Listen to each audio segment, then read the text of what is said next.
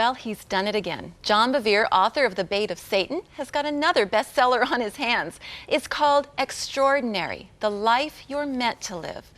John, you and your wife Lisa have lived these principles. Tell me, how has this changed you? How has this inspired you? Okay, I'll give you an example. I knew I was called to ministry, so in 1992 I was out praying. God spoke to me, He said, I want you to write. I laughed. I said, you got the wrong guy. I said, first of all, English was my second worst subject in high school. Foreign languages was my worst. It would take me 4 hours to write a 2-page Bridget creative paper, okay? No, it's okay.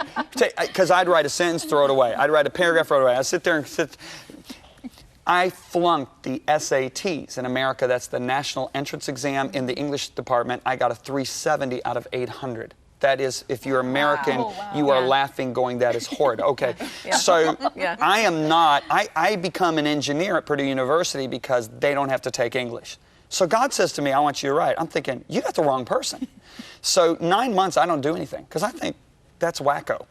And, you know, I'm just thinking I didn't hear from God. Okay, 10 months later, 2 women from 2 different states come up to me and they say, John, if you don't write what God's giving you to write, He'll give the message to somebody else. You'll be judged for it.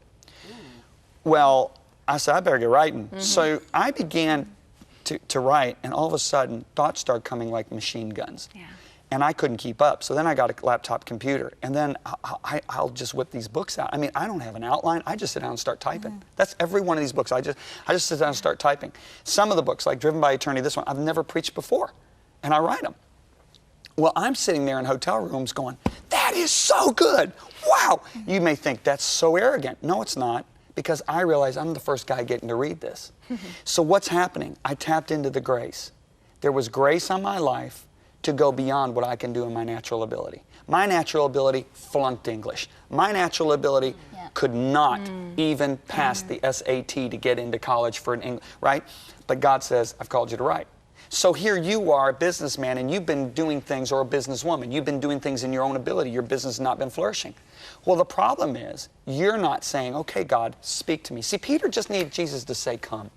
And now he's doing what nobody could do. He's not operating in human ability. He's walking on the water. Are you seeing this?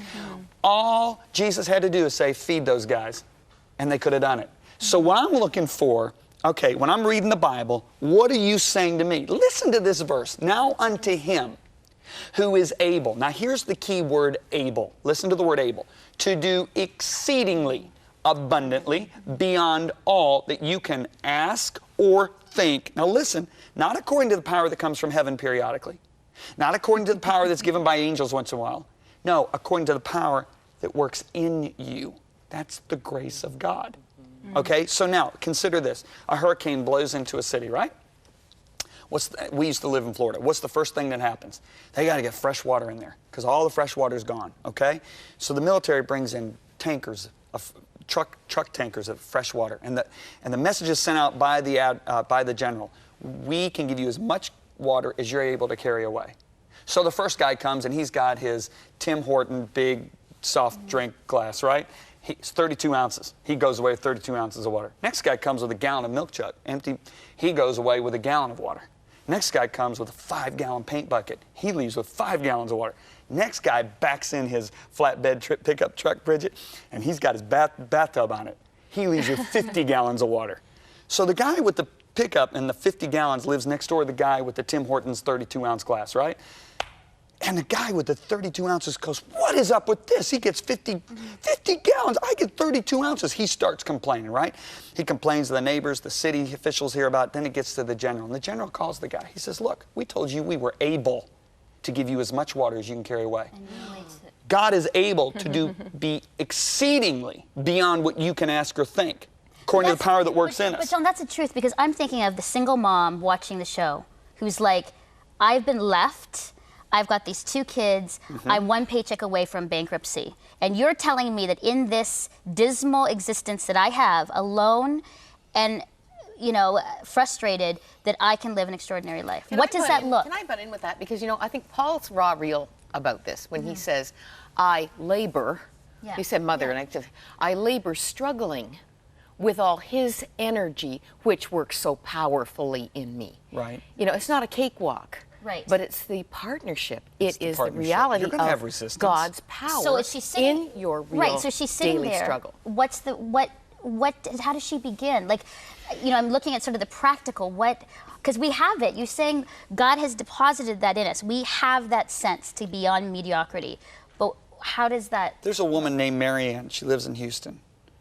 She had one loaf of bread. She had one can of beans left to her name. She lived in an efficiency apartment where, in other words, your bed and kitchen were all in one room. She began to believe. Okay.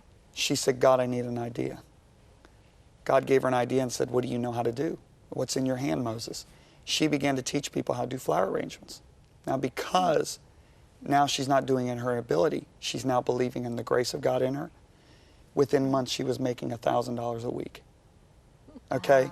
And you know what else she was doing? Preaching to every person she was teaching and telling them how she got the idea, et cetera, et cetera, et cetera. Right. What is she doing? She's being a bright light. You see, here's the mentality you just shared with me. Now, I dearly love you, but I want you to show you the mentality.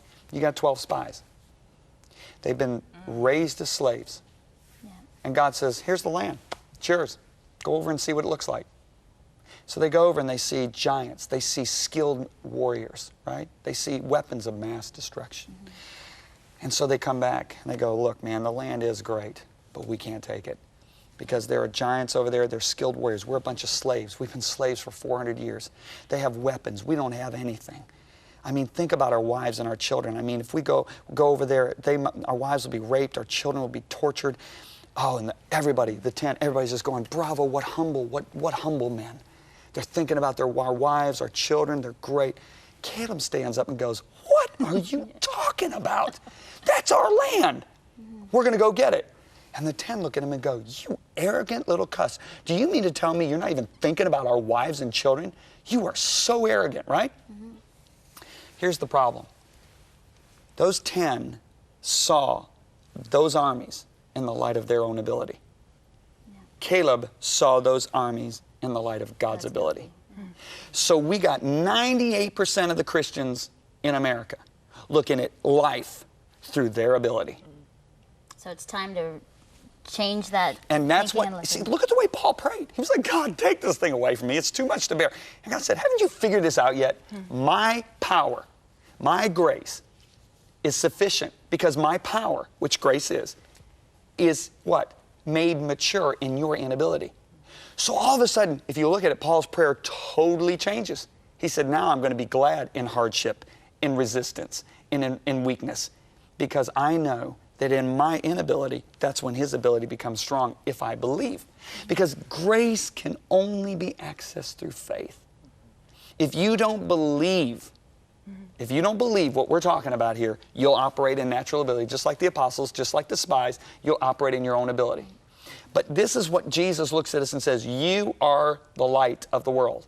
He was the light of the world. What does he do? I mean, look at the things Jesus does. One encounter with his wisdom, and what happens? A guy's fishing industry goes from the worst day ever to the greatest day ever. One